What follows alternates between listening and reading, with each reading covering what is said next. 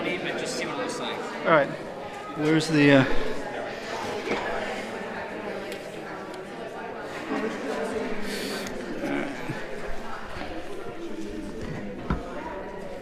Can I take this thing out here? Okay, so it's somebody else. Maybe it was from an earlier thing. All right. Probably take it out.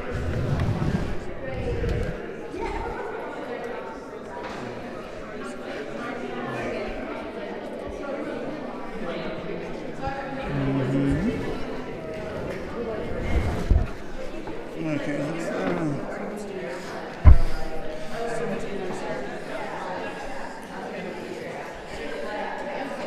Yeah, unfortunately.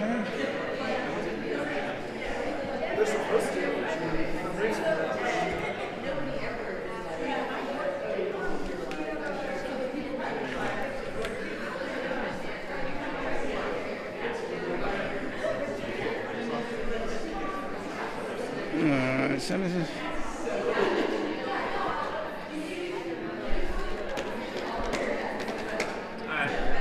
Looks like I'm fine. So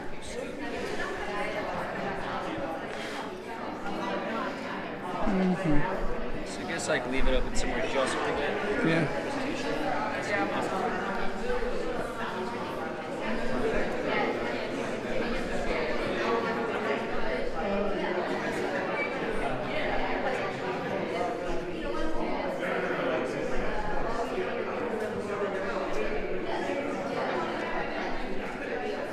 Let's put that in there actually. Last thing in there.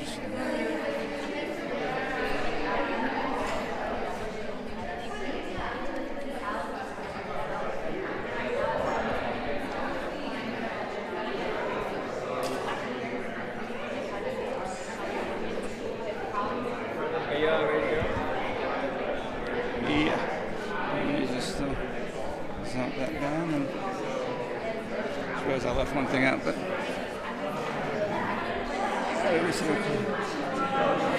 How do we close? What's the easiest way to sort of close this down for the Sorry? moment? What's the easiest way to close this down? I don't want to. Well, we can just minimize it for the moment. Yeah, so I'm just wondering where minimize this sitting there since. I don't use Macs I very don't often, either. So, so. is there anybody who actually uses a Mac? Well, we'll just kind of pull that over here. Yeah. So do you want to? We're just trying to minimize the PowerPoint screen right now. Right. Oh, But why don't we? Yeah. like this? Before we get started, we should probably. And it'll be right there. Slow the Yeah, I'm gonna try it. All right. So this is yours, right? Yeah. Okay, so I'm gonna. All right.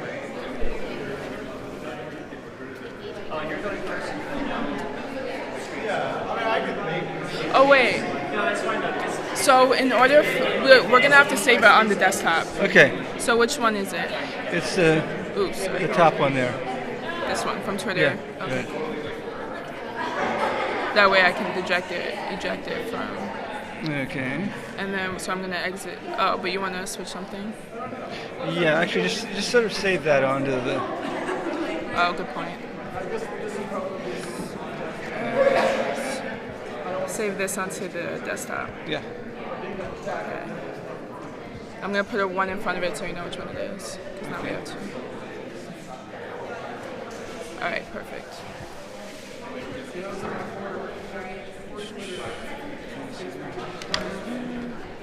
There you go. So you have it saved.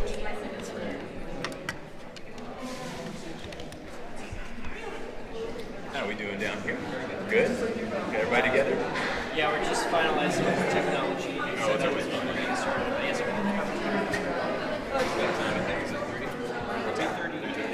yeah, well, yeah, 2 minutes. So the next thing is the break. Okay. Yeah, and so you can. That's cool. So yeah, but as soon as you get that going, you'll start. Are you gonna?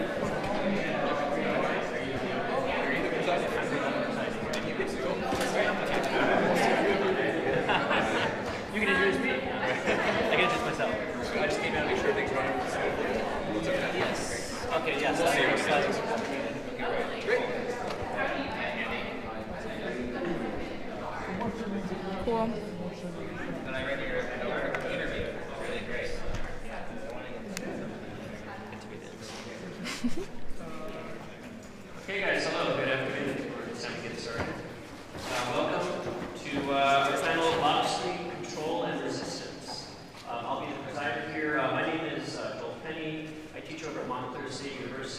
Jersey.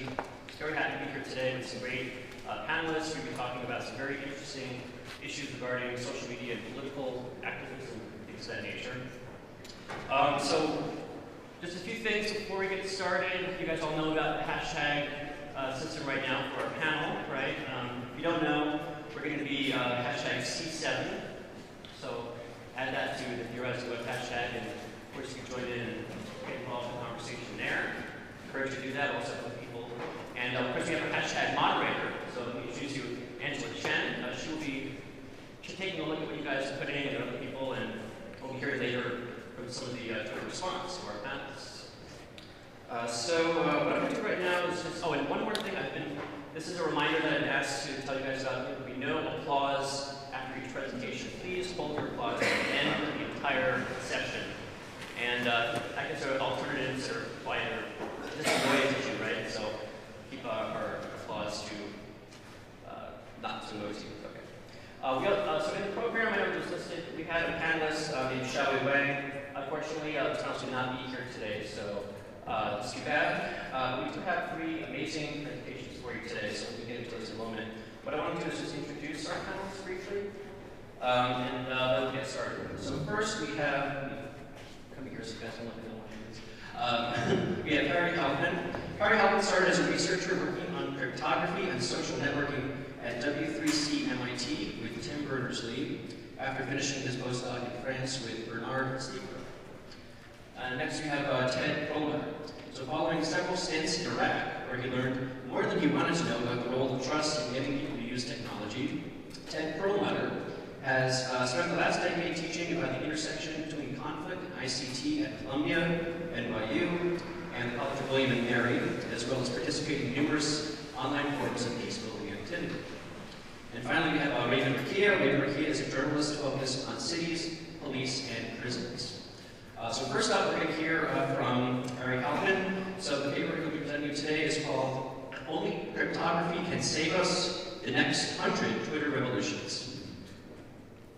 Hi, so this talk is about basically trying to look forward and with an understanding of what has and what hasn't worked in terms of the internet revolution. I think we're just really at the cusp of. So first thing, I think we have to remember that there's sort of 2 shifts going on at once on the web.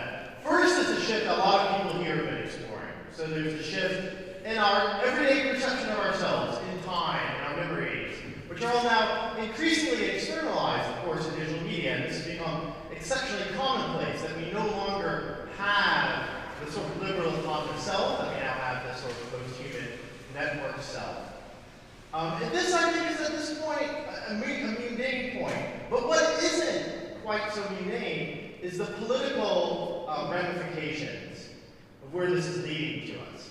So what's happened is that even though our sort of neurological and our psychological selves are being shifted in this way which is fundamentally unsettling to both ourselves emotionally and personally, but also to the larger political system, what we find is that this is actually a shift which ultimately is going to challenge the new sort of configuration of political order. And that in this way, what we find ourselves in is this mysterious circumstance where we are effectively 21st century networked selves in a 19th century political environment, which is slowly but surely rapidly dissolving. So across the world, we are entering an era of failed states, the Treaty of Westphalia sort of collapsing, the liberal legal frameworks, as the Stone Revelations showed quite clearly, being broken, and we don't really have anything to take its place. And that's where this title of the talk came from, is what could be the roles of the next, if you do imagine that the current capitalist order is collapsing, and that there will be not just one, not just 2, but hundreds of thousands of revolutions yet to come. The question is, what kinds of programs, what kinds of technologies can lead these to be successful? Because I feel like right now we're at a point where we ultimately feel like the 2011 wave is a failure. But I'm going to argue it's not. I'm going to argue that actually we're seeing a pretty progressive movement in terms of social struggle and self-organization, and the aiming of our collective powers towards the seizure of power by ordinary people. So, we often begin these things looking at, the role of technology and politics is very problematic and difficult and nuanced and complex. But I think maybe the right way to think about it is not to say, well, of course the technology determines the social struggles, or the social struggles determine the technology, but actually say the technology opens new affordances, new capabilities, new possibilities for social struggle. And this is not new, right? So obviously, the Enlightenment era was brought on to a large extent by the printing press, by the committees of correspondence. There was a deep connection there. And the failed anarchists and communist revolutions, from the Paris Commune to the Russian Revolution to the failures in Germany and Spain, had deep connections to technologies such as the telegraph that allowed them to imagine something which was previously unimaginable, which was the very prospect of a global revolution, a simultaneous global revolution, simultaneous days of action. Were very well existed pre-internet in the 60s and 70s. But what's happened, of course, with the preponderance of digital technologies is that cycle has sped up. And that cycle has sped up to such extent that it is now possible with very low latency connections to basically imagine what, and I'm going to go to a theoretical apparatus of George Hatzikas and Herbert Marcuse here, the EOS Effect. That it is possible for people inspired by images and text to feel a notion of global human international solidarity that spreads sort of based on a certain new kind of resonance, which is not the traditional political resonance, that doesn't require formal leaders or parties. And this is great, and this seems to be actually what indeed did happen in 2011, and that even though the traditional revolutionary identities of workers, so for example, very few people conceive themselves as workers nowadays, at least in the West, while that identity no longer really existed, what is fascinating is that we did seem to develop a new identity of people who were essentially shared a world, that shared a connection through, for lack of a better word, the internet. And that this seemed to be slowly coalescing into a common revolutionary sentiment. And that people, as they were escaping their sort of miserable, atomized, liberal subjectivity, were finding each other in new possible ways. And of course, just like the workers of old, when people found each other, the real problem was that, for most part, people didn't know what to do. We have been thoroughly de-skilled, to use the term of Stiegler, proletarianized. And proletarianized not just in terms of practical capabilities, that most of us don't know how to, for example, sew our own clothes, we don't know how to grow food, but we've been cognitively proletarianized, that our very memories, our very ability to do things in a mental space are effectively dependent on large-scale internet platforms. And I think the real question we have to face is, what are the kinds of platforms that could empower us to solve these sort of problems that ended up being the limit of 2011. The limit of 2011, to a large extent, was a limit of two kinds. One is political organization, and the second limit is the limit of surveillance. So I'm going to just talk very briefly about the limit of surveillance. So, the revolutions that were successful, or at least successful in overthrowing governments, in Tunisia and Egypt, were successful primarily because they happened at such speed that the government did not have time to sort of aim a repressive apparatus back at the sort of burgeoning social movement. This was not the case in, for example, countries like Syria, where effectively, while the social movements were intelligent enough to avoid using telephones for a lot of their self-organization, they were heavily dependent on platforms like Skype. And when a backdoor was given to the Syrian government, I think by the Iraqi government, into Skype, the very platforms that were used to autonomously organize the collective intelligence of the protesters were then inverted and became a nightmare and were exactly how protesters could be tracked, found, and killed. And this is probably the limit that we're facing today. That even though we're seeing more and more protests form, Black Lives Matter, essentially, the protests, they take the summit of where the previous one left off. But they're going to continuing to face this sort of problem of surveillance and repression. So even though the protesters themselves become more skilled and become more broad-based, so Black Lives Matter involving young black youth who were the sort of the people who were obviously not present for the most part at least in what I saw in New York, mostly sort of white college students sort of occupied protests, and that the young black protesters, without seeming formal training and protesting, were able to seize highways, something which the protesters in Oakland and other places were never successful really in doing. We're able to reach new tactical heights. Just as these sort of new tactical heights are reachable by more and more and more people, we are becoming more and more aware that the large sort of apparatus of surveillance is fundamentally growing. And this apparatus of surveillance I want to categorize in terms of what Heidegger put the distinguishment between ontological and ontic. So I think the real danger that people feel with big data is that ultimately they will be completely and utterly controlled by it. That the promise of big data is a world of complete predictability. And this predictability is based on a notion that the input vectors to the big data machines can effectively look at the world in a way which maybe we don't even understand, but which is a real description of the world. And that this real description of the world, this ontic description of the world, can be inscribed in the world by the big data and lead to effectively a system of total control.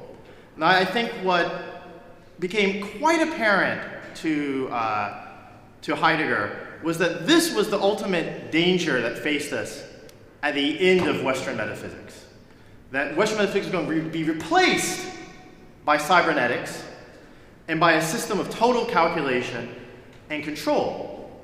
But what we would like to to rejoin Heidegger to sort of say that actually all of these systems of big data, these systems of ontological control, are effectively limited, that they will be always, people will find ways around them. The world is too big to be inscribed in terms of an input vector.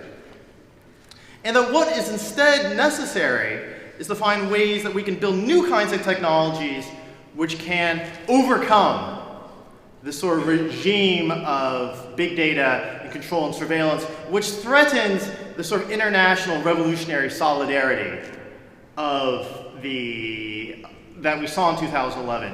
And Snowden himself had a very interesting idea here. So Snowden's concept was that we can no longer trust in the liberal mechanisms of governance, but instead we must, as he put it, quote, we must bind the hands of governance by cryptography.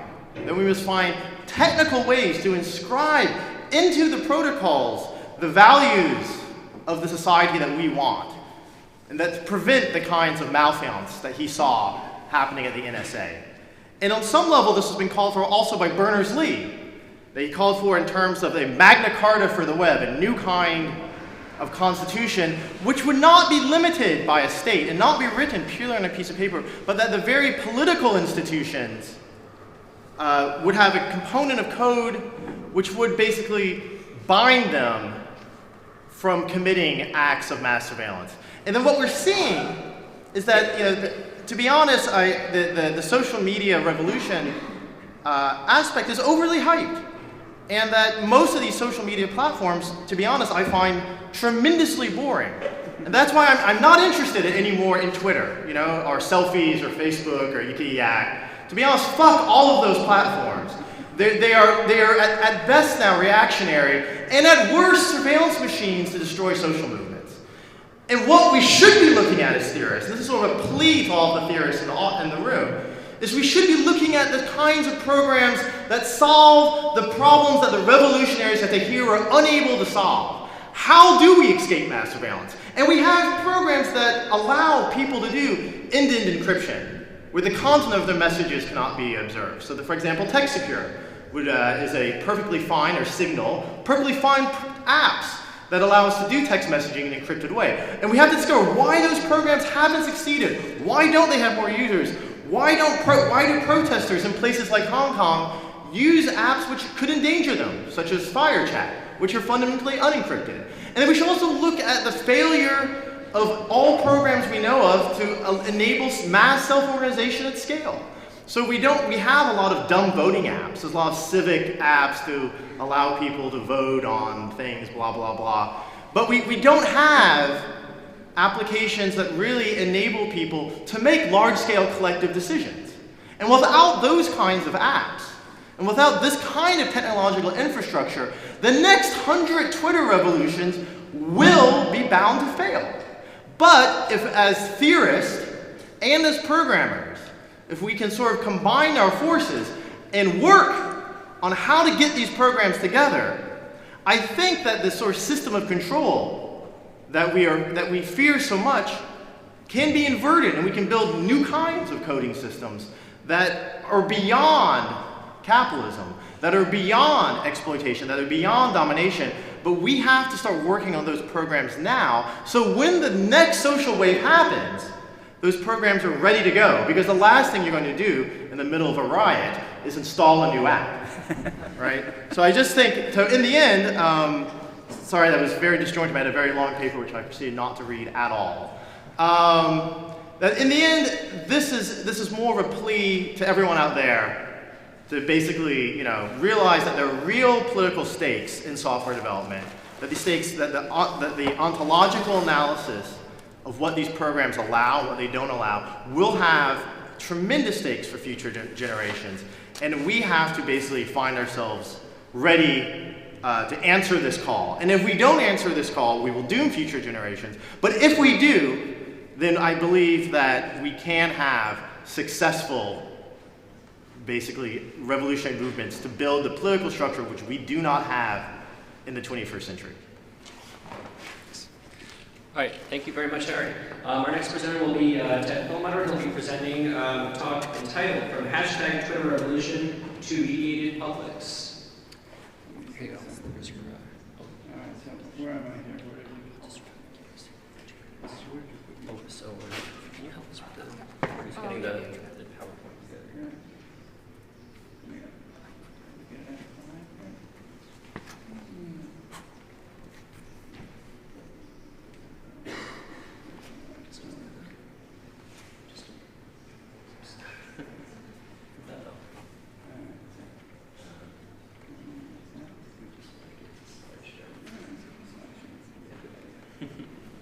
All right, so I'm sort of coming, I sort of changed the title to reflect my fundamental ambiguity about this.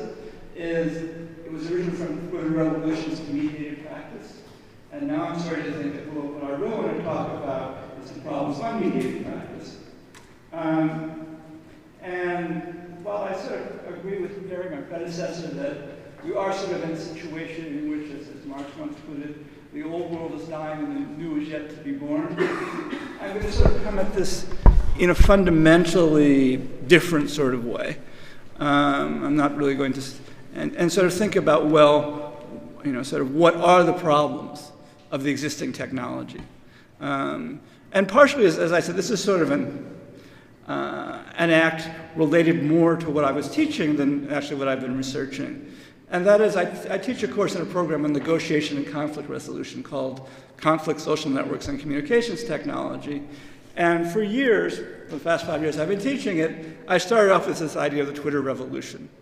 And this was partially because I was sort of involved with what was happening in Iran, and also because it was a good way to get students who fundamentally don't like and don't understand Twitter to think about the more radical possibilities of it.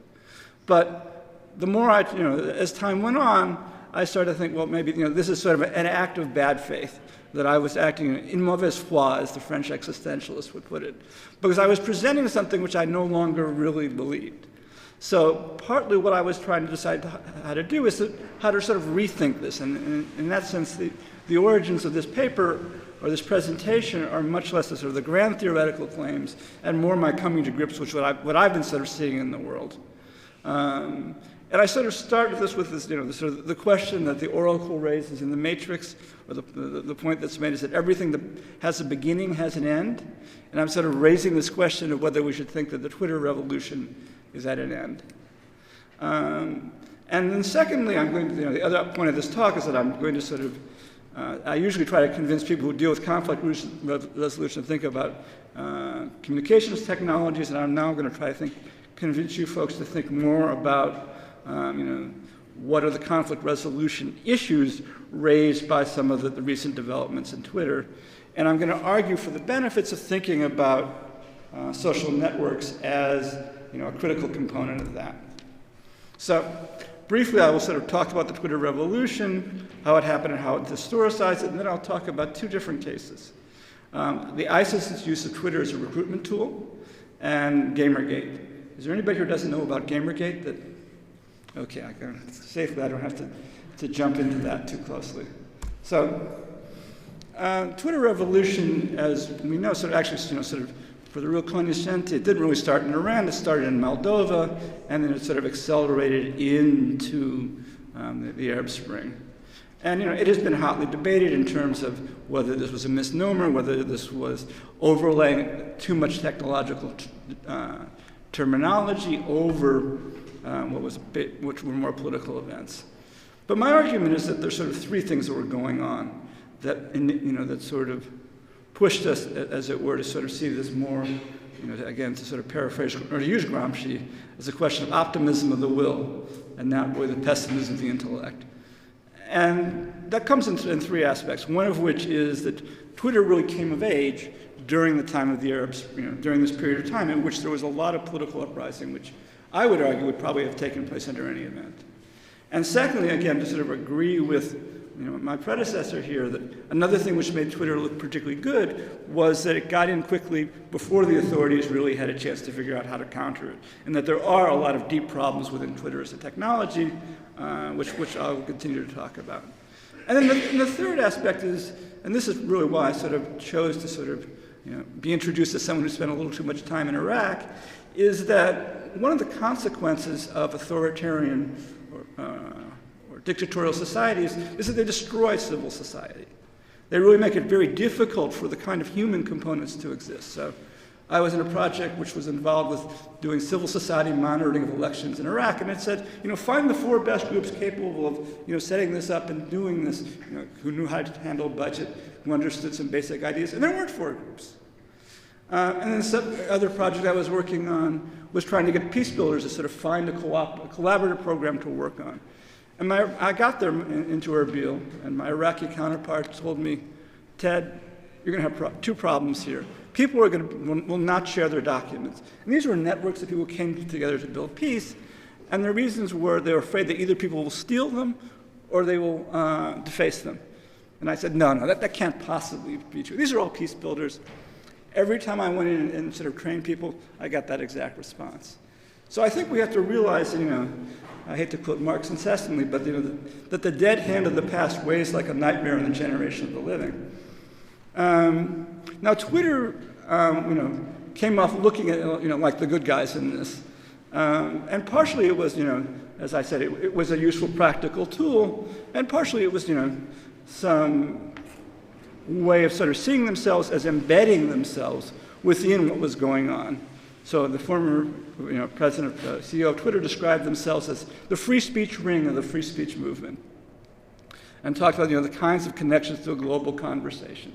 So Twitter itself was very much committed to free expression and very reluctant to deal with issues on the basis of content, which was fine when the forces of history were going in the right direction and a little less good when we're talking about what is at least an interregnum in this progress. So to sort of think about what Twitter is basically good for in these kinds of practical politics is, according to so one set of scholars, that it enables you to sort of make sense of what's going on around you. And if you've ever been involved in these sorts of online activities, it's confusing as hell as to what's actually going on around you. So this is not a trivial set of activities. This is not a trivial task. And what obviously makes this possible, and which looks good if you're trying to figure out what's happening immediately on the ground, are hashtags, because they obviously enable you to sort of pick out themes, decide who's talking together about what. Zeynep Tufekci, who's going to be talking later today, actually summed it up very well for her sort of involvement, I suspect, primarily with Turkey, where she just said there's sort of an eerie sense of aerial ambient awareness of the situation. That you have this feeling, perhaps it's an illusion, that you understand what's going on around you. So Twitter sort of works well both in the broader sense of an ideological project and in the more narrow sense of a way of actually getting things done. Now, this was all well and good when Twitter was seen as a tool for the good guys. It's a little more problematic when we look at it as a recruitment tool for ISIS. And this is, in many ways, a sort of obviously reversal of the traditional valence of the tool, because ISIS, is the poster child for a bad actor, a group that seems to revel in war crimes and thinks nothing of cultural genocide. So the question becomes then, how do you actually look at that network of activists and activities, and how do you disrupt it? So the reverse of this. And my argument here is you have to think about this, there's a very interesting study which just come out in Brookings and says, well, basically there's three kinds of actors there. There's main actors who are just doing general propaganda. There's the very small and local actors who are the ones who are actually bringing new information into it, and then there's a sort of middling set of actors who are serving in this coordinating role. And they basically said, that it's actually quite easy, or not quite easy, but it certainly can be, Twitter, the use of Twitter can certainly be disrupted. But they then say, well, do we really want to do this? Because there are two costs. One of which is, again, looking at it from the other side of the telescope, is the loss of intelligence value. That one can sort of see very nice maps of who's active, who's doing what by this Twitter stream. If you shut it down, you lose a lot. And the second question is sort of relates to what I call the echo chamber effect. That if you start clipping these networks, again, which you're capable of doing, are you more isolating people into this echo chamber where the only voices that they're hearing are, the voices of terrorism, if you will? So my argument would be that you want, instead of thinking about Twitter, in this case, you really want, and disruptive networks, you really want to think about this question of sort of extremists and moderates, and whether you can actually peel away some of the more extreme voices within this. If I have a little time at the end, but I think I'm running over time, I'll talk a bit more about sort of the alternative efforts of dealing with Twitter. My favorite was actually there was a proposal that the U.S. government should pay members of Anonymous in Bitcoin to work on disrupting this. The second thing which I sort of want to talk about, and again I'll try and be schematic and brief here, is Gamergate. And here I'm really very much less an authority of Gamergate, and I'm going to sort of use David Auerbach as sort of my point of view. So this is sort of a stylized interpretation based upon what he's seen and what he suggests. And his argument is that, that Gamergate really proves what's wrong with Twitter. And it suggests really the limits on the capacity to form any kind of real meaningful consensus. So where you might be able to get some understanding, as I talked about earlier, about what's going on immediately around you, in terms of thinking about the sort of deeper cultural arguments and deeper cultural problems, it's not very good. And then he comes up with a suggestion for how, given the set of circumstances, how do you sort of separate this out? How do you, separate the moderates from the extremists on this? Because his point is that, again, you really have to sort of see this as a very complex network of folks. So he does not just see it as, sort of feminists versus gamers, but he sees this, this rather, sort of 8 sets of actors on each side. Now, there's obviously sort of more of the, kind of the theorists and the gamers on the pro-Gamergate side, and more of the journalists on the other side, but, it's a rather complex set of affairs. And in fact, this is actually a network analysis of, that somebody did looking at Twitter styles of communication around Gamergate. And the argument is that, it's complex but diffuse, i.e. there isn't really one sort of center on the feminist side and one set on the Gamergate side. And that you need to understand that kind of complexity to figure out how to react to it. And he sort of wants to, I don't want to say split the difference, but he's sort of in the middle. He wants to say, well, what you had is a lack of civility and reflection on both sides. And basically, there's a need to sort of deal with sort of the issues that the Gamergate folks raise. Too much time to have? There's a real need to sort of deal with the ethical issues in gaming journalism, which he sees as real. At the same time, to think more about what the nature of gaming culture's reaction to the mainstream is, and that what's happened is you've reached the stage of an intractable conflict, that both sides have become dug in, and the point is, how do you think your way out of it? And in his perception, that of the Gamergate folks who are out there, 50% of the net, fully 50%, could be moved if you could actually deal with what they see as the real grievance. And he sees them as having a real grievance on questions of gamer journalism. And then he then says, well, what would it mean? What would the journalist community have to do this?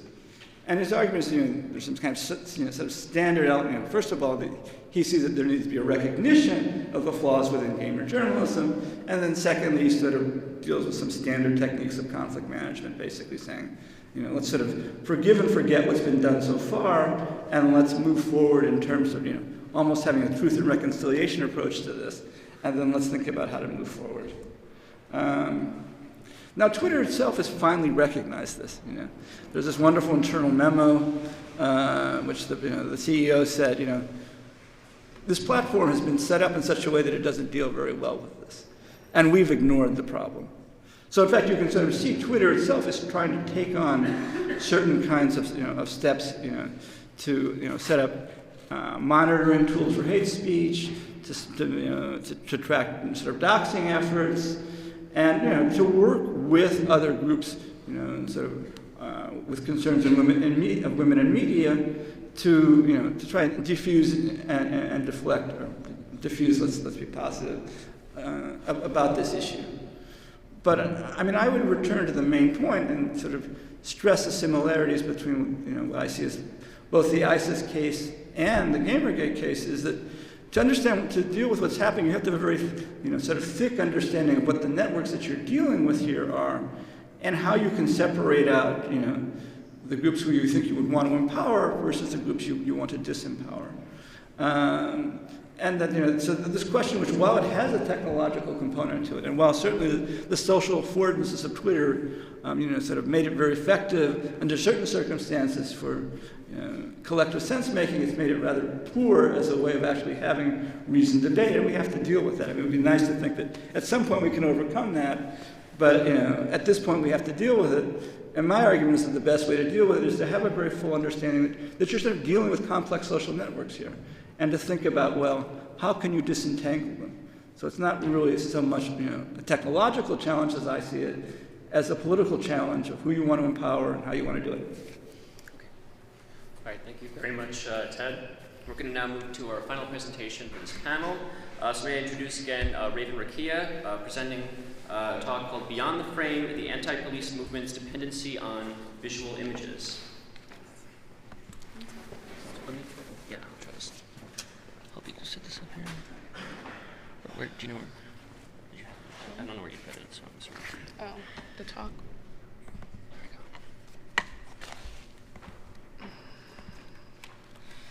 Okay, hello. So my talk is on visual images in the anti-police movement that we've been seeing for the past year or so. So when I say visual images, I really mean like things that are labeled shocking footage on the news. An example of that is, of course, videos of police killings and police brutality. Another example is still photos of police officers in armored vehicles, body armor, and automatic weapons, the militarized type of police officers. So those are the two examples I'm going to be using today. So I'm not talking about cop watch, that's like a whole other thing, we can get into that later if you want. But what I'm really talking about is how we use and consume and share these images to push the anti-police movement, and what narratives these images are creating. And so my argument is that the movement is dependent on these visual images, and it often rewrites history in inaccurate ways. It's also counterproductive because part of the purpose of the current carceral system in this country is to make the system of social control invisible to society.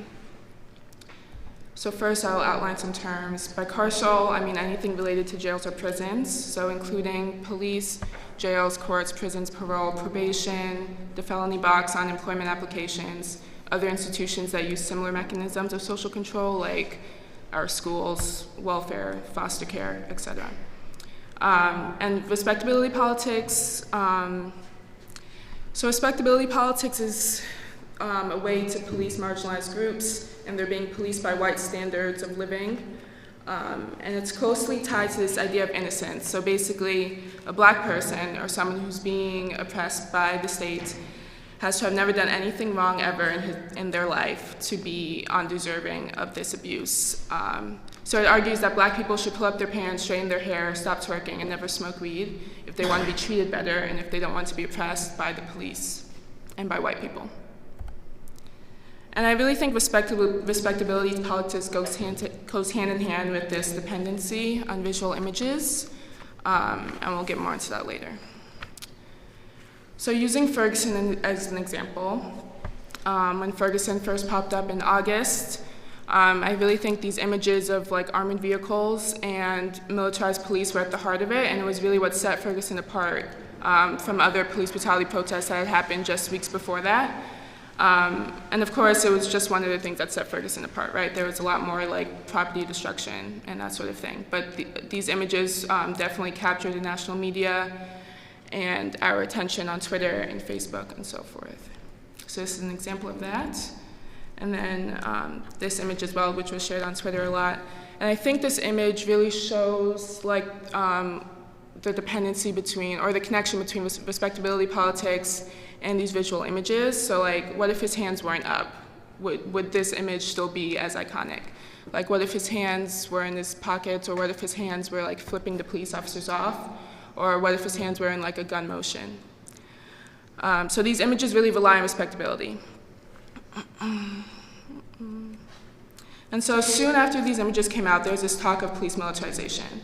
And the storyline was that like, this is this new phenomenon, and it's actually a separate issue from just the police. It's really the problem. So if we can just go back to the way things were when police were nice and wore regular uniforms, then like everything will be cool. So memes like this started popping up. When did this become this? Another one. And this one wasn't a meme, it was actually in Mad Magazine, so it was in the media as well as just people making them on Twitter and so forth.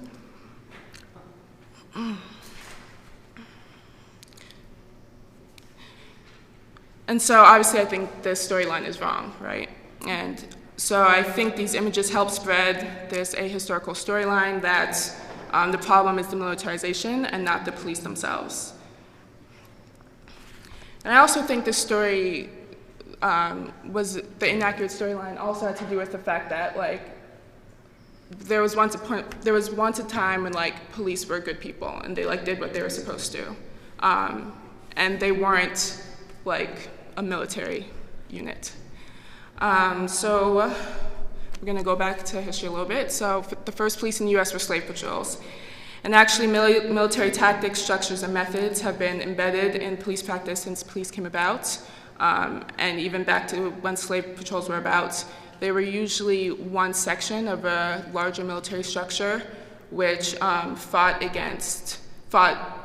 wars against the indigenous peoples and also other people trying to colonize what was already colonized, and they also patrolled slaves. So this first military structure came about in Barbados with the English settlers in Barbados, and then it was adopted in southern states and Massachusetts, whatever. And so going back to today, what our current landscape of policing looks like is it's very much still structured like a military unit, and they're still using military structures and military language and military tactics to police Black and brown communities in the US today.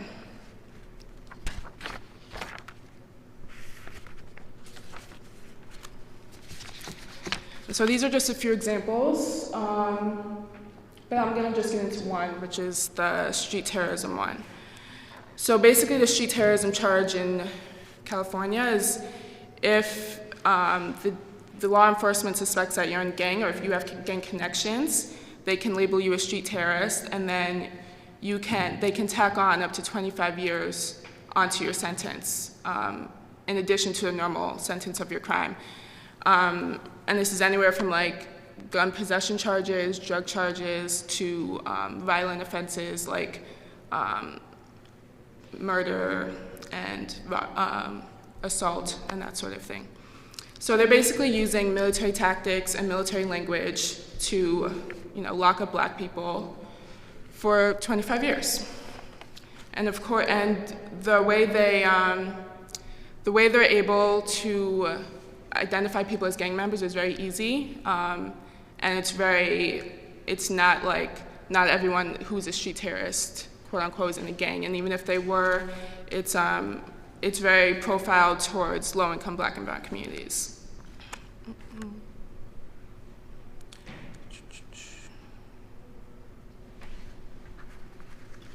So after Ferguson, and so for these tactics that we're seeing now, we can't show these military tactics as in a visual image, and we can't portray them or elicit outrage from people by putting them in a visual image. It just doesn't work like that. So even though our military structure is very more complex, it's hard to describe that in a meme or on Twitter in 140 characters.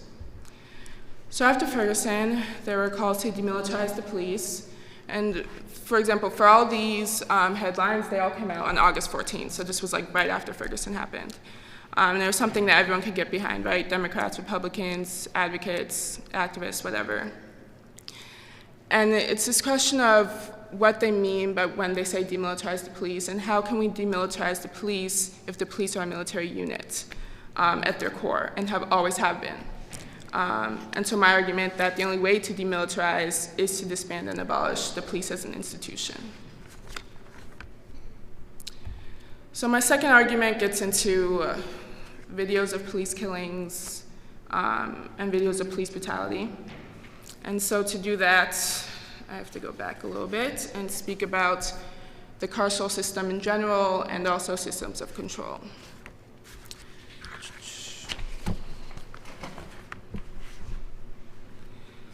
So throughout American history, there have been different types of social control set up to control black people, right? The first one was slavery. And then once slavery was abolished, the system control reformed and restructured into something else. There was a little transition period, and then Jim Crow came about. And the one we're in right now is our carceral system. So the system of police to jails to courts to prisons to having the felon label.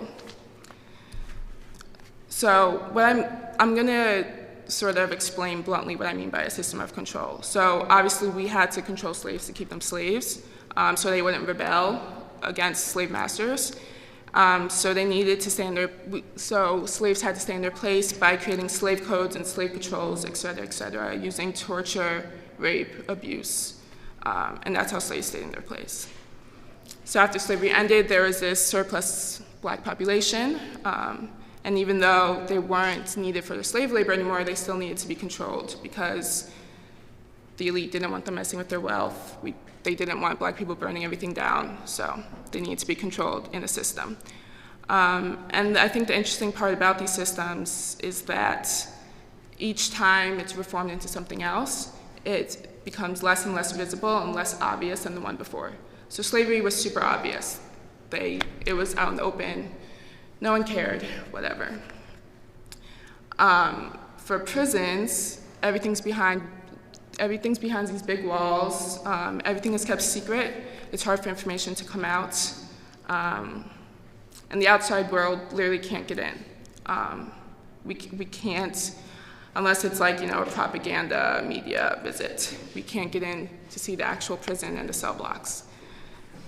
So basically, the system of social control we're in now, our carceral system, has made it invisible, the control invisible to the outside world. And making the social control invisible serves to continue it and not eliminate it. So basically, depending on these visual images means we're depending on what's the visible part of the carceral system. So I made a list here of all the things that are visible versus all the things that are invisible, in my opinion. So obviously we have a lot more things that are invisible than visible, and it's like a lot more complex than just like police brutality. Police are the one step into bringing people to jail, and then, you know, the rest of the system. So, so visual images means we only focus on these visible things, and we're missing a huge part of the carceral system that isn't being attended to. And so it creates this paradox, because part of the issue of the carceral system, period, is the fact that it's invisible.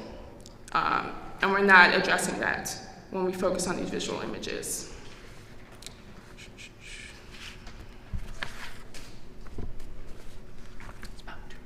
Cool. So when we were consuming these images, there was this huge push for body cameras on police officers from both politicians, some activists, some advocates. And police were like, okay, cool, we'll do that, fine. And there was little resistance from police forces. And I thought that was interesting, because the way I see body cameras is they're basically this push to control the visible aspects of the carceral system. So now police will be able to control the tape and the recordings. They'll decide when to turn it on and off the camera, and they can decide when and how much to release of the recordings. So they're basically controlling what was once visible, or was once sort of visible. So rather than, I don't really see it as like, I don't really see body cameras as like something that's going to make policing better. I really see it as a step backwards for anyone who's in the anti-policing movement. And in conclusion, when I was out reporting in Ferguson and in New York and in St. Louis in general, I noticed that from the people who were most affected from the carceral system, there was definitely a want and need to bring the anti-police movement to an anti-carceral movement. So people who had just gotten out of prison, like literally months before Ferguson, a lot of those people were the ones who were on the front lines in the first days. And in New York, there were the big protests, shutting down highways and things like that, where it seemed like a multicultural, type deal. It wasn't very like black working class the way Ferguson was, but when I went into protest in the Bronx and in Brooklyn, there was still people who had been affected by the juvenile system, by the prison system, who really saw their stories as part of what the movement should be about. And this is an example, a guy who's actually tweeting from prison. He's incarcerated right now, and so he's asking, where do incarcerated lives fit into Black Lives Matter? Where do they fit into the movement that we're seeing? And I would argue that this dependency on images tied in with respectability politics and innocent politics is part of what's stopping the anti-police movement from becoming the anti-carceral movement. And that's it. Okay, thank you very much, Raven. So we have some time for, please hold your applause until we finish the whole panel here, but we'll have some time for some Q&A, as well as we're going to be consulting our hashtag moderator in a moment. I did want to take this opportunity to start the Q&A myself, if I may. I actually wanted to pose, especially to our first panelist, Harry, maybe in conversation with the second. We heard about this call for technologies that would allow for more encryption, more sort of anonymous communication to be able to have protesters, not be able to be tracked, for instance. But in the second presentation, we brought up some interesting examples of the tensions with this idea of what people really do with the anonymous internet. So, could cryptography really save us if, for instance, it's going to be used to enable more people to send death threats to female game developers?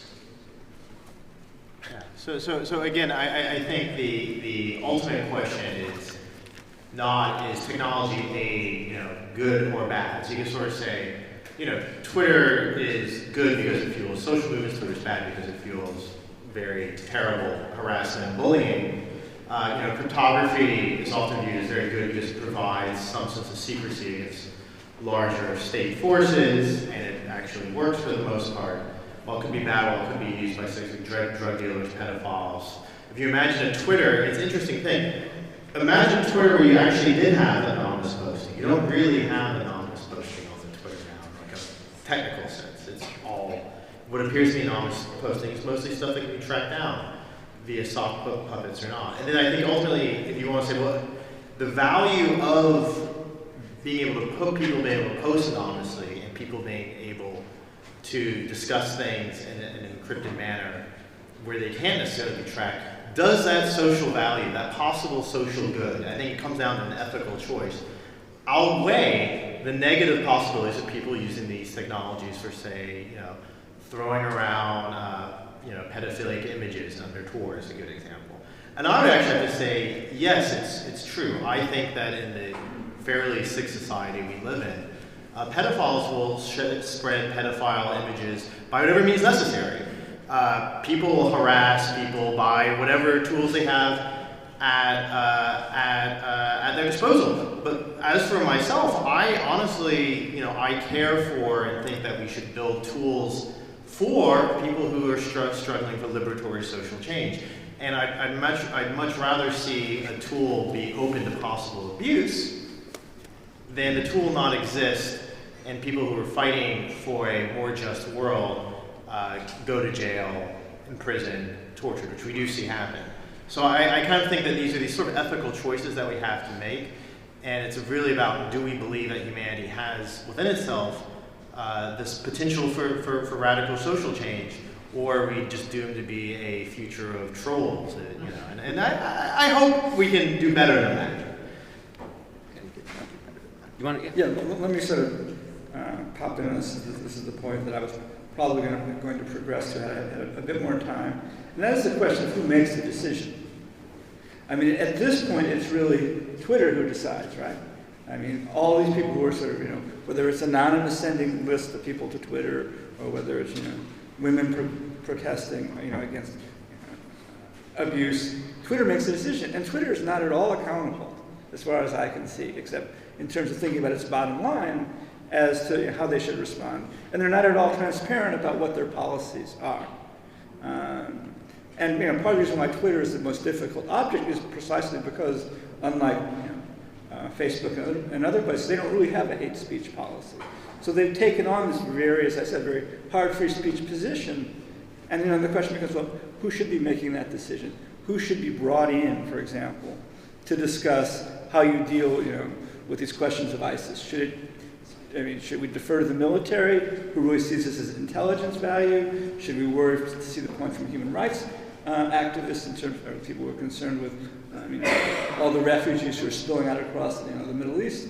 And so to me, the question is not a technical question, but a question of, do we want these decisions made from above or below, and do we want them made from a sort of a libertarian or more communitarian set of frames of reference? Well, thank you for that. I think at this point we'll check in with our hashtag moderator, Angela Chen. We'll get some updates about what people have been talking about on Twitter. Right, so there are actually a bunch of questions for our panelists, and I'll just go right into them if that's okay? Yeah. All right, so the first one's for Raven, and then it says, or asks, why do you conceive of the visual portions of the causal system as distracting or replacing scrutiny on the invisible parts and not as an invitation? And then it's kind of second question from the same person, so I'll say it as well. So regarding images and counterproductive, did they at least catalyze new discussion where zero existed before? I'm assuming this is your criticism of like the virality or the meme of it is separate. Wait, what was the first one again? Oh, the first one is, why do you conceive of the visual portions of the causal system as replacing the scrutiny instead of being invitation to? Oh, right. Well, yeah, that's a different critique that I came up with, of course. But when I was looking at them, when I was looking at the way conversations were moving towards Twitter, it was very hard to get from what was visible to what was invisible. And I think it was because of the way we were approaching the topic in general, and I think it was also because of who's in charge of the discussion. So like, you know, media is mainly, well, it's very white. And so it's like mainly white people seeing what's happening in Ferguson and then writing about it. Not all white people, but mainly. And so I think that the lack of diversity in who was talking about it and who was seeing these images and then sort of providing context for them, made it seem like, oh, we went from a good place to a very bad place, and like, how did we get here? Instead of like seeing it as a way, seeing it as a very long storyline of how Black people have been treated. I can't remember the second one. I have bad memory. Did anyone else want to answer a question? Good. So, I think this is a question that kind of, yeah, to a lot of panelists. So some people said, you know, we need to inscribe the values we want in technology, but you need to look at, you know, who's inscribing it, whose values. Is it just the same old people who are in positions of power? And then given that these people in power are describing these values, like, what does that mean for how we use technology? Yeah, so I think that this is something that Snowden said. So for those who are familiar with Snowden's sort of background, he's a constitutionalist. He probably means something involving constitutional values. However, I think that that's not what I would mean, and that's not what I think the most valuable way of thinking of what could it mean to actually inscribe values in technology, not in a purely negative way, but in a positive way. What could that mean? And what that requires, effectively, is this sort of bottom-up, participatory, large-scale, global discussion, which the internet, in theory, should enable, but instead we have fucking Twitter and trolls. And then ultimately, you know, the vast, these kinds of discussions are necessary in order so that the code does not control us, but we control collectively the code, so that we can socialize the code rather than code control our social lives. And where should those discussions come from? Well, they probably, you know, at this point, it's pretty clear that the sort of global capitalist system, Western metaphysics, all of it is reaching some sort of endpoint. And probably one of the few places where we can have really vibrant discussions, which could really inform a really interesting next generation of code, is probably from outside the West. You know, as I'm hoping, although we'll find out, as the internet penetrates more and more of the planet, that more and more people who don't have too much really to gain in this current social order, you know, by virtue of learning about code, learning how to code, learning how code works, learning about the effects of code in their lives, can enter discussions like the ones people are having here at Theorized in the Web, and they'll probably come at these discussions in a much more, I would possibly, bread and butter style way, aiming at very different kinds of values than the West, but ultimately values which should be inscribed in code and which could provide a sort of alternative ethical framework that we don't have right now. So I'm particularly inspired right now by examples from South America, but there's a broad range of ones out there. Let me sort of take that in a slightly different direction. I mean, I actually think, and what sort of, I'm sort of referring back to as a sort of, I think one of the best books written on technology by a man named Langdon Winter called Autonomous Technology, Theories of Techniques Out of Control. And what he wants to go back, and the questions that he raises are really, is the ghost in the machine? Do we really still have control over this? And, but the juxtaposition he wants to make, because he was really trained as a political philosopher in the Western tradition by the folks out of Berkeley, Sheldon Wolin et al. And I really think that there is a lot within the Western democratic tradition that enables you to think about this. I don't believe in the sort of the Heideggerian exhaustion of our capacity to have these kinds of discussions in a reasonable manner. I mean, I don't believe in the Heideggerian exhaustion of Western metaphysics until I see another presentation about selfies. I really feel like all the selfies in the world I can't hold together as a Western subject at this point. So unfortunately, this next question is slightly vague. It's too hairy, and then the question is, what is the role of representation, political and ethical, in all this? And unfortunately, I'm not exactly sure what all this was in the context, Could be everything. but maybe you could take a shot at it. Yeah, well, I think I'll defer to Raven's rather excellent role of representation. But, I have nothing to say about this. Why don't you just take that over? Because I think you did a much better job representation than I did. Okay, well, I mean, the one question I had with, using cryptography or whatever it's called, and like apps that are better at communicating because the government can't intercept or whatever, is like, what about people who don't have smartphones, and how are we going to make it accessible to them? What about people who only have flip phones, because there are a lot of people like that? And also, what about people who don't have phones at all? Like, how do they fit into this? So like, surveillance for them looks very different, right? It looks like informants. And so it's a question of like, how do they fit surveillance of today? Do we have, it might be a good time to Yeah, go to the audience. Yeah. So at this point in the program, we'd like to extend the microphone to the audience. We have a hand up right here. So if you want to come up to find speaking the microphone, so we can join the session. Hi. So you said that it would be interesting if people were collectively controlling the code, but really what we're talking about is data. Like all of you were talking about data and how the data is controlled, though in the case of body cameras, the data is actually controlled by the police officer, or in the case of like Facebook or Twitter, where the data is controlled. So I've been thinking about this more broadly of how do we collectively control the data.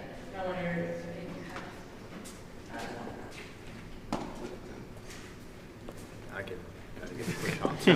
So I work in the internet standards world, and in the internet standards world, we are actually kind of used to collectively controlling code and data. We kind of control things by effectively large distributed consensus meetings. They're among relatively small groups of people and engineers, but I think there is basically background saying it is possible to collectively control code and data. I think the real problem that we have in terms of controlling data per se right now is not that it's not impossible. We have examples, like I mentioned, W3C, where we do collectively control at least code, the collective browser code, the collective crypto code that runs a lot of the web.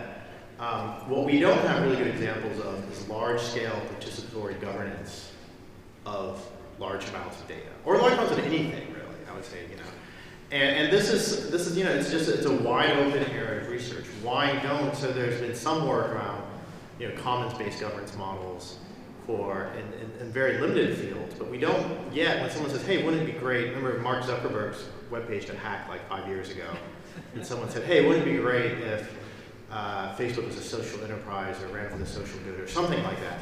But I don't think until we actually get to the point where we actually have working governance models that we can ship in really quickly, we're going to put up with more sort of organic ad hoc governance models, which is what we currently have on the web and what we currently have for data, but it's probably not enough to scale to the big data that a lot of citizens, a lot of normal people, a lot of people will actually need to run the entire world. We don't have those kinds of models yet, but it's a fruitful area of research. More fruitful than selfies, I would say. Anybody? I guess my argument is sort of looking at it from the other way around, which is what is the cost and what happens when you actually start subtracting data from the world? Because presumably, that's the sort of the, what was the effect of, sort of clamping down on ISIS by Twitter was that, fully 80% of the, the mentions of the most prominent hashtags disappeared. 10 or 20% of, the time that ISIS had spent on organizing was now spent on trying to figure out how to deal with this. Or if you want to look at the Gamergate controversy, what happens when you start closing down, parts of Reddit or closing down parts of 4chan. So you sort of have the opposite aesthetic, and you can sort of say, well, this is what these are our implications, not of expanding up, but of reducing data down to what we think we can or should control. Another question from the audience. Hi, this is a question, I guess, for Harry, but also for the others in terms of thinking about the role of these public networks, against more private spaces. And I've been looking at specifically in places like in Hong Kong and in Oakland how people will occupy contested spaces that are surveilled and that are controlled by others. Specifically about malls, about highways, about other things. And the goal there seems to be less about organization, more about kind of generating these images that we're talking about, these spectacular optima that potentially create network effects and other things. And so I'm wondering if there's like potentially a dichotomy that we don't need here, that maybe the digital movements, these physical movements also have private spaces in which they gather to strategize, to communicate in physical space.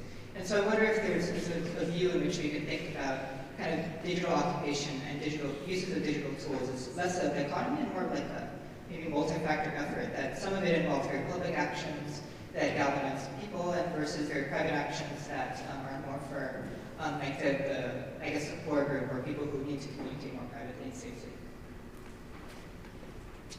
Would like to I've talked a lot. I think that's great. I mean, go for it. Okay. Whoever would like to chime in. All right. I mean, I think it's a very interesting question in terms of thinking, physical versus virtual.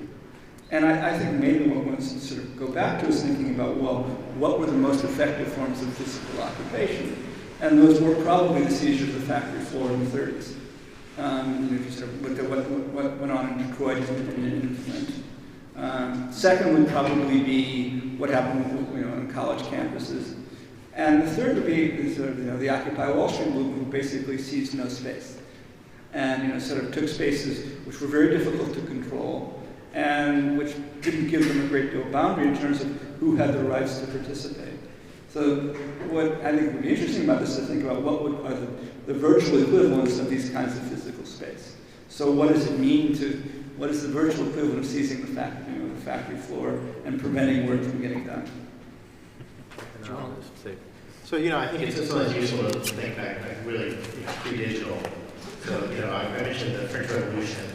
You had a large amount of secret societies kind of blooming before the French Revolution, now very hidden, and that sort of came out all at once for this relatively spectacular, social movement.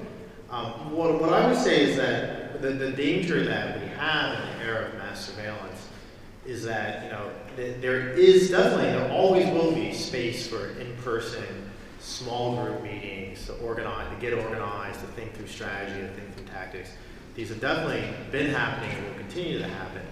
The problem is that as these organizations are increasingly mediated by mobile phone technologies and internet technologies, they open themselves up for dangers. So, for example, there's a very interesting case in Germany where a bunch of people, they all went to a meeting, all their phones turn off at the same time, and then it's later used as evidence against them in court. And that it's vastly unfair. We don't really have good tools yet for, I think, small group communication that's secret, for small group, for the passive knowledge from generation to generation. And you can sort of say, well, these don't require tools. Everything's small group, face-to-face. But I think they increasingly, in order for these revolutions to move beyond sharing digital images, to move into new organized social forms after capitalism, we're going to need these kinds of basically safe spaces for people to work together. And these will have, to some extent, to be digital, and we don't quite have the tools working yet there. We don't have multi-party encrypted chat quite sorted yet, despite, or at least not agreement between everyone. So I'd like to see more work on that. I think that's really important. Will be increasingly important. Since you mentioned Germany, I think one of the interesting resonances between thinking about virtual and real space, and I sort of know this because I happen to be living in East Berlin in the mid-90s, was that there was a policy of the communist government basically to funnel all the dissidents into East Berlin, which made for a very exciting art scene, a very exciting political scene, but also made surveillance very easy. And people have argued that there are many ways in which a lot of internet technologies worked in the same way. Can I just make sure? I just have a really cute example I can't resist. So in the United States, when I was doing organizing, basically anything on Facebook basically goes to the police. It's sort of guaranteed. And so therefore it's always safer to meet face-to-face. Now when I was in Tunisia, it was the reverse. That meeting face-to-face was really dangerous. As soon as you sat down for more than 5 minutes, some secret police was going to see you. So you had to kind of move from cafe to cafe really quickly. And Facebook, because it wasn't really that heavily observed, ended up being this incredibly safe space where people could have pretty full-on conversation. So I think it's a very tricky dichotomy. All right, we have time for I think at least one more question. Let's go over here. Sorry, it's a good example. That's a great point. It's totally true. Hi, thanks everyone for their presentations, comments. This question is for Rick, mostly if something to add, that'd be cool too.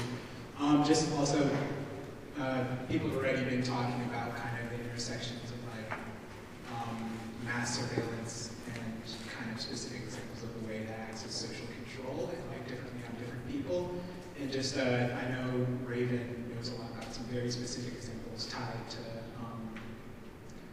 I guess like just like a white supremacist social control. So like, for example, I was thinking of when we talk about Facebook and surveillance, kids who were arrested in New York after making like anti-police emoji threats after like after 2 cops were killed, or the Harlem raid on like a bunch of kids where they're already surveilling these games. They just have people watching their Facebook pages, and then like the DA decides, all right, time to make some arrests, and people go to prison and then become part of that more invisible part of social control, which isn't quite something being shot out in the street, but it's still like ruining lives and this kind of thing. So I talk about it in the podcast, but I feel like talk more about like how that stuff is normally made invisible and how digital surveillance ties into it. Okay, cool. That wasn't a question, but so like, I just want to hear more. So everyone knows what I'm working on. So basically, the way the NYPD has advertised this operation is that they're going to go after crews, which is like the new term for gangs, except they're younger. So it's kids who are friends, and so the NYPD is saying that they're creating crews and that we need to cut down on them because they're violent and they're dangerous. And so they basically surveil them for however long they want and spy on them via Facebook. And that's how they get access to their communications. But they also get access through their Facebook messages, through warrants and so forth. So it's Facebook statuses and Facebook messages. And then it's tied to the surveillance system of literally cameras all around these kids' neighborhoods. And so these kids are like 12 to 16 years old when they start getting spied on by the cops. And they get charged with conspiracy charges when they all turn 16, because then the DA can charge them as adults. And they can go to adult prison. And so basically, the kids aren't innocent, right? Or they may not be. And it happened in Harlem last year, where now people are going through plea deals, but it also just happened in the Bronx, where 15 people were charged with 52 conspiracy charges for this Facebook surveillance, and it's happened in Brooklyn as well. So basically, anyone who speaks about an assault or like a beat up that's happened, they speak about it on Facebook, or if they try to plan with their friends a way to defend themselves from people who live in other neighborhoods who are, so basically one example is a guy was robbed, right, and he was beat up. And so then he asks his friend, hey, do you know where I can get a gun? And so they have a discussion about it, they make some agreements.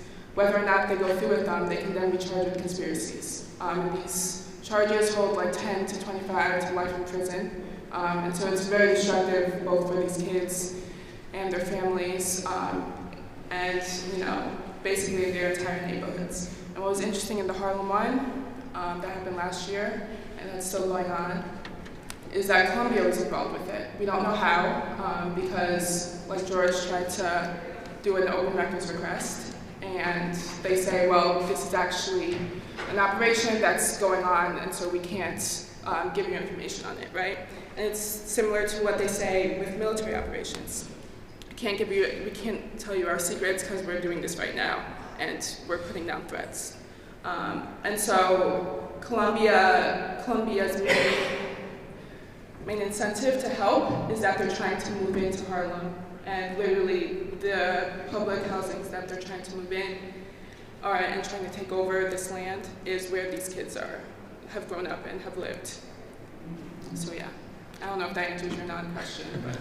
Okay. I know there's a break coming up next, so I think we're now over time, but I'll allow at least maybe one more question because I saw so many that are still left. So you have a quick question after you get a lot of what EOS was talking about, like the censoring of very visible aspects, like mutable images and things, even as surveillance focuses on what's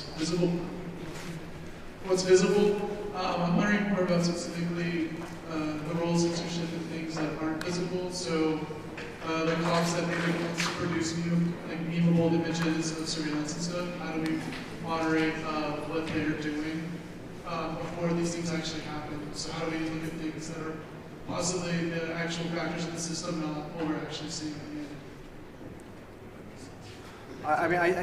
end? You're saying how do they surveil things that aren't visible because they haven't happened yet? No, just like in the sense of like if two cops are on Twitter or like saying bad things, that is not going to get censored versus something that is like actually a violent image. Like this discussion that leads to something later, how do we moderate that kind of thing? But that's an institutional design problem. So the old cypherpunk logo is that the individuals, the weak, the powerless, deserve encryption, deserve protection, deserve to be hidden, to be invisible.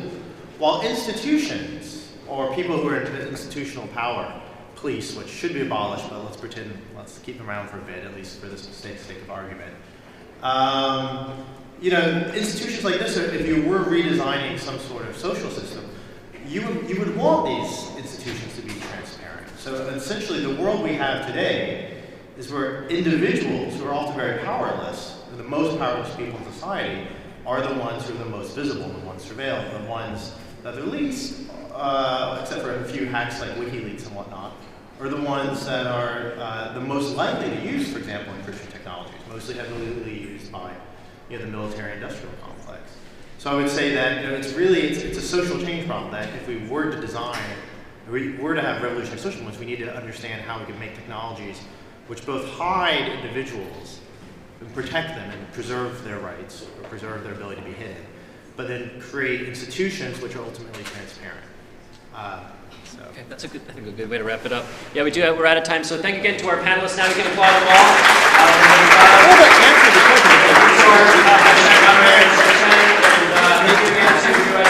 Transparent now because that's not how our institutions are designed. They're designed to keep the cops hidden. Hi, I'm Dana. It's amazing thing to do is they don't even know how many people I'm spending a lot of time. Yeah, that's that data which is collected. It might even be true that they don't really know. The thing with institutions is they're really fucked up. White House. So yeah, it would make sense.